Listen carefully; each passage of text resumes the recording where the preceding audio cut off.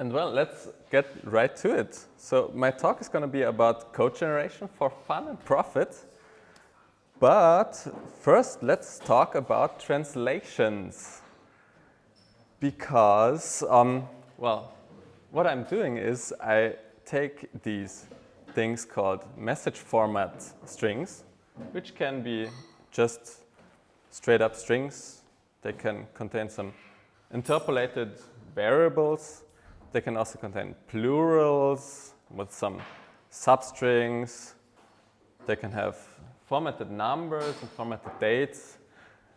And these are all defined by your translators or by you, but they are still some kind of string format that defines your translations.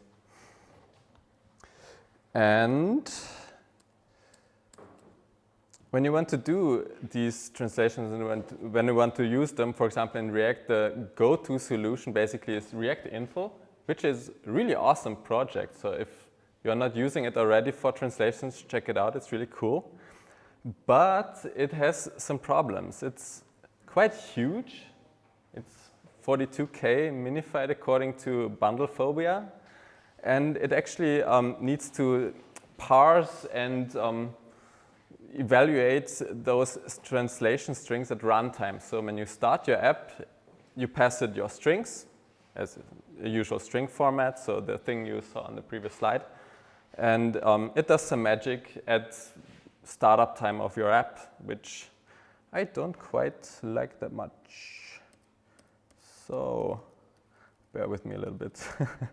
Okay, so I think I can do better because, for example, I would guess that 90% of the strings are just, of the translations are just straight strings without any interpolated variables, without any date formatting or currency formatting or so on. So I only want to pay for what I use. So if I, for 90% just use straight strings, I don't want to have all this whole kitchen sink library that does everything. And I would like to parse the strings and the interpolations they might have at compile time, generate code out of that to have extremely low overhead at runtime. So let's start by parsing the message format things.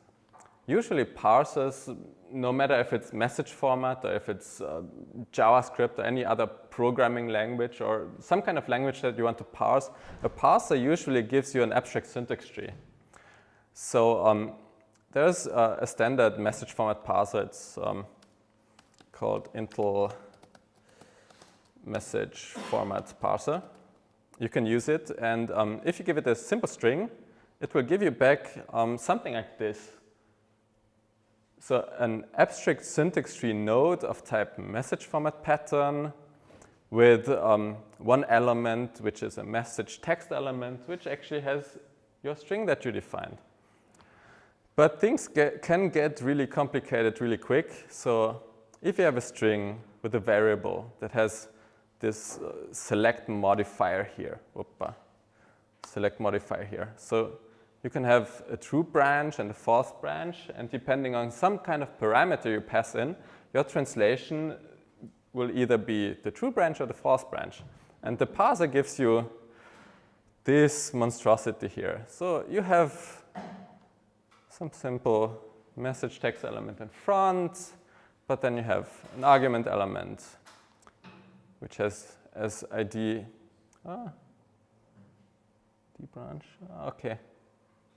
Yeah, I think I copied an old version, so this should be branch here to match this ID. And it has a select format because I'm using the select modifier, and it has some optional things, some optional format patterns, which also have some message format pattern as a child, so they can get really deep. And you can use those abstract syntax trees to transform them into other kind of code, for example, JavaScript. So very, very simplified. Just walk this abstract syntax tree and output some kind of JavaScript fragment for it. So let's look at some code examples. Come on. All right. Whoa, this is huge. So,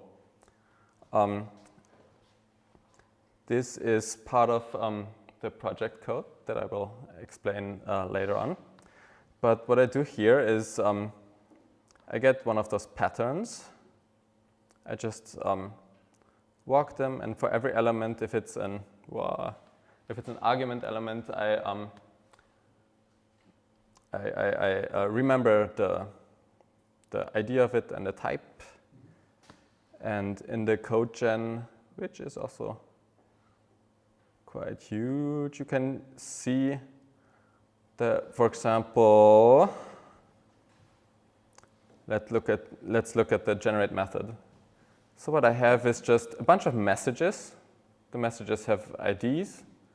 I can generate parameters for them. And I also generate an export. And let's look at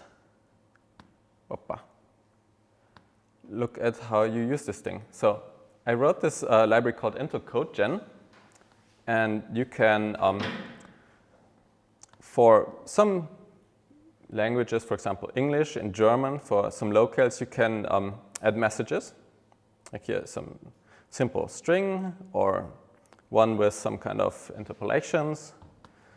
And you can barely see it down below. But I can run the build command, and it will output.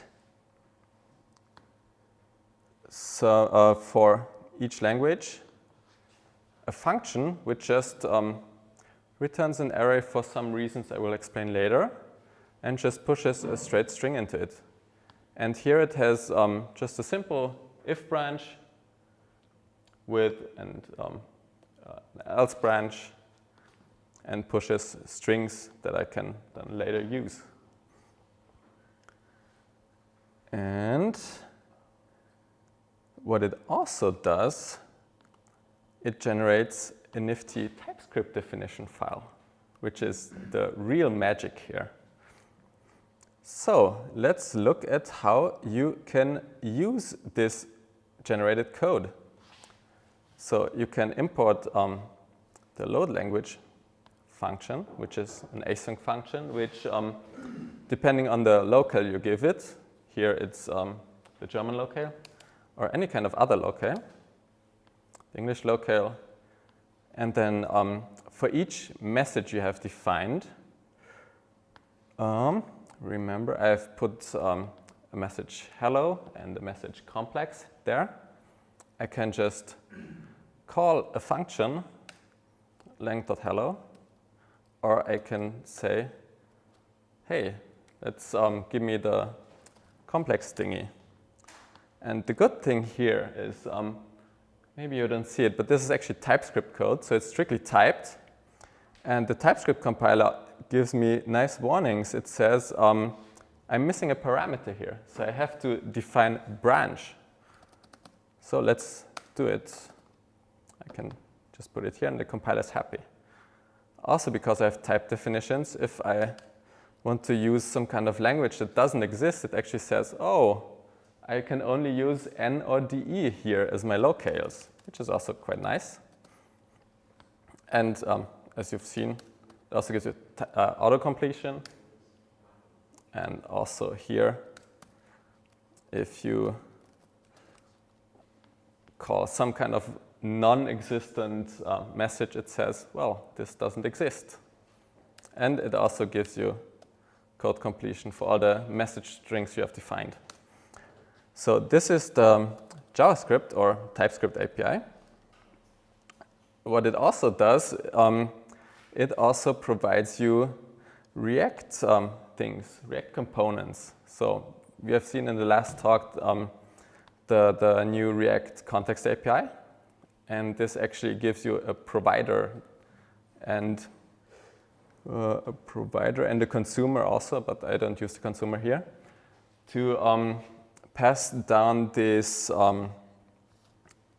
the generated functions that output your language definitions, your language strings, and you can use them like this. You have a localized component, and for the localized component, you just give it as ID the message identifier. For example, here I have the message hello. I can also use the message complex, so I have auto-completion here for this stuff.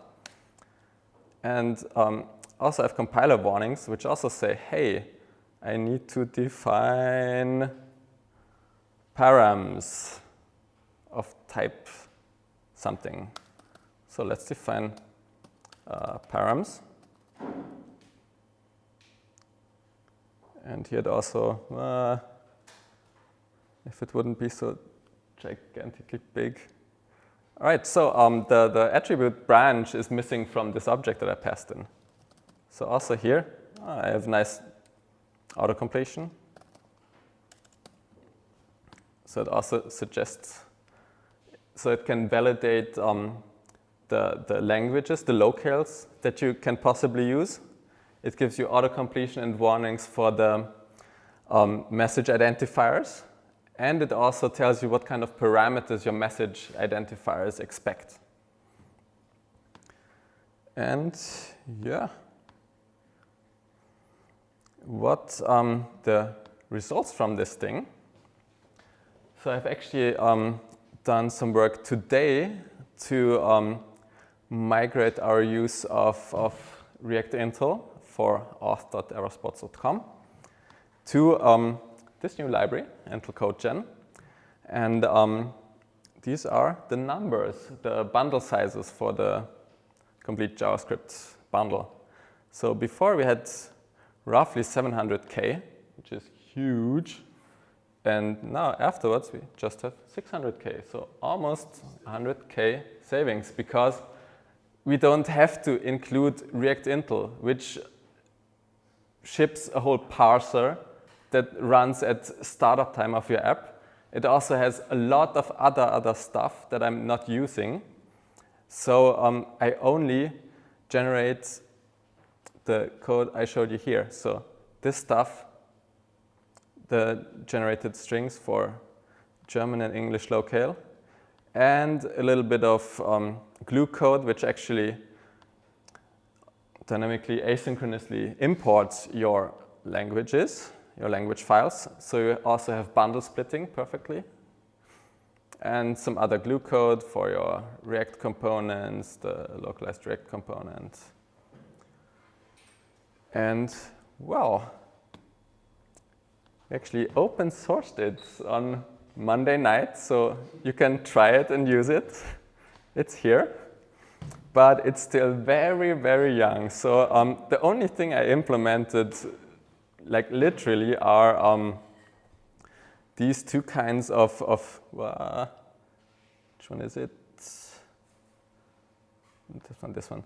These two cases, so straight strings without any interpolations with some simple variables and with simple select branches, which can have true or false or whatever. So that's the only thing that's implemented so far, but surprisingly, it covers all our use cases. And there's a lot of things still to do.